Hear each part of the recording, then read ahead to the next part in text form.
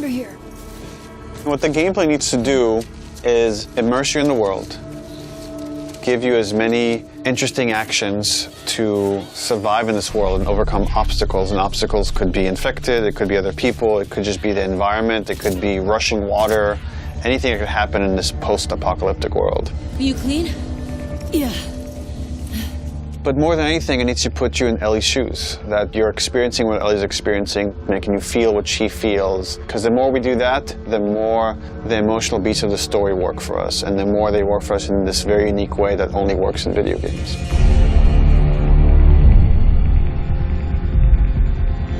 The gameplay philosophy of The Last of Us Part 2 is putting you in the shoes of Ellie and everything that that means. It means giving you a threat constantly, as this world has. It means giving you the hard choices.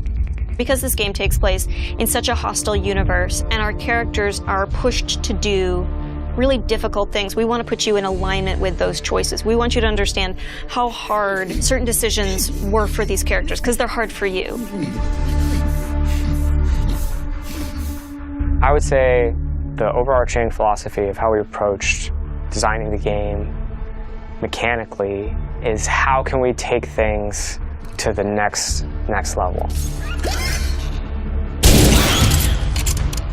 Everything kind of comes out of the story. And how do we do it through systems? So one is you have to feel the pressure of survival. Survive by the skin of my teeth. How do I use all the scrap around me? Any kind of bullet, any kind of rag, any kind of bottle of alcohol. How do we give you that sense of being a survivor in this world?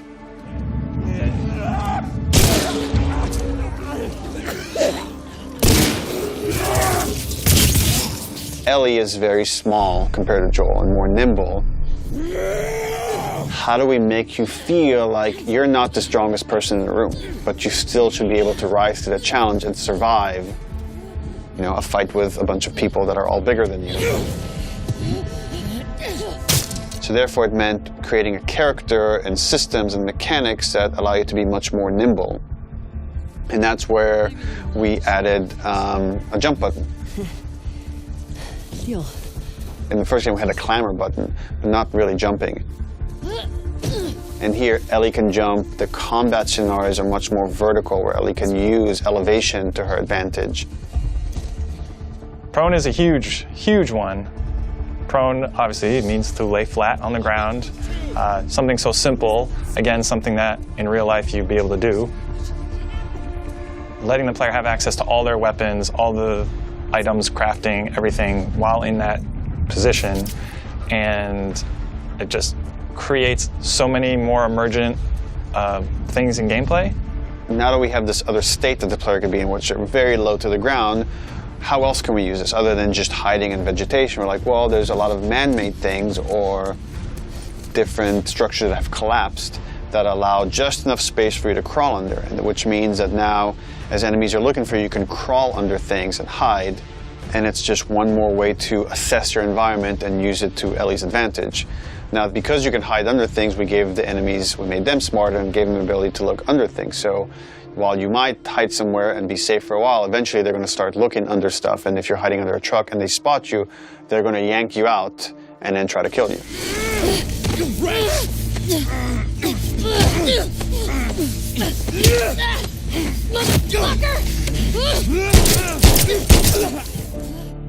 Dodging is a big one, because now with dodge, anytime you're in a scuffle, you have a chance to get away. You have a chance to counterattack. It lets escape be an option as well. Sometimes you just got to run, and that is another part of this world, which is sometimes the threat is so overpowering that you just have to get away. When you are partially hidden, or you're in grass, that means people from afar can't see you, but people from closer can kind of see you. They will eventually acquire you. You're not completely hidden when you're in grass. She went into the grass. Watch yourself. And it makes you as a player become much more aware of your surroundings.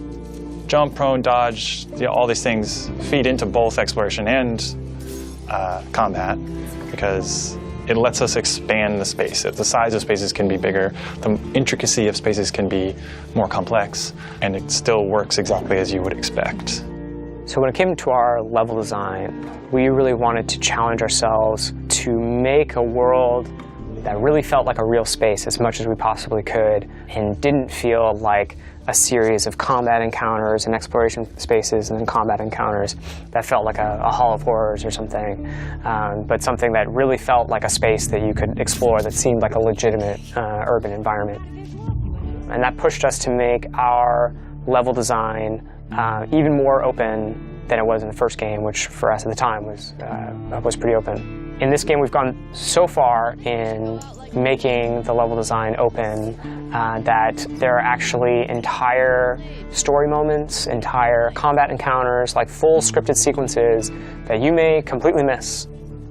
And there are things that we feel like, even though a portion of our player base may never see these things, the fact that when you do encounter them, you feel like you discovered them. It lends them this charm and this magic that I think is unique to games, that, you know, this happened to me because of what I did and what the place I explored to. Crafting is very much about a payoff to exploration, meaning that when you enter new spaces, you want to look around for supplies. You want to open drawers and cabinets and look for different things that will allow you to craft either items that can help you heal, items that can help you attack multiple enemies at once, such as the Molotov or the landmine that Ellie can craft. Items that can help augment your weapons, like a silencer for her pistol, or craft new kinds of ammo.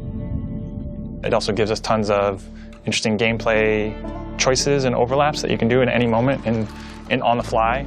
We try to be a game that wants you to make a lot of different decisions in combat as possible. And the way that we've expanded the recipe roster and all of the recipes and how they interact with each other is carefully chosen for the different ingredients and making sure that you always have these interesting decisions to make. We put a much stronger emphasis on the importance of the choices you make in the long term for your character. It'll be useful. Through the weapon upgrade system, through the player upgrade system, there aren't enough resources in a single playthrough to fully upgrade your character. The choices that you make, you're going to have to live with, and we wanted to make sure that all of the choices that you made had a really noticeable and tangible effect on the way that you play.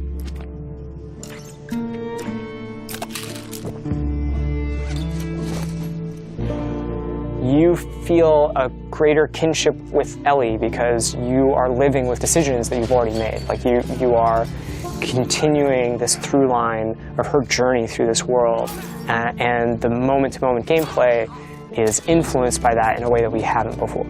The realization that your choices have these long-term consequences is very much like the nature of the narrative of the game, and I'm happy that the mechanics are supporting that. PlayStation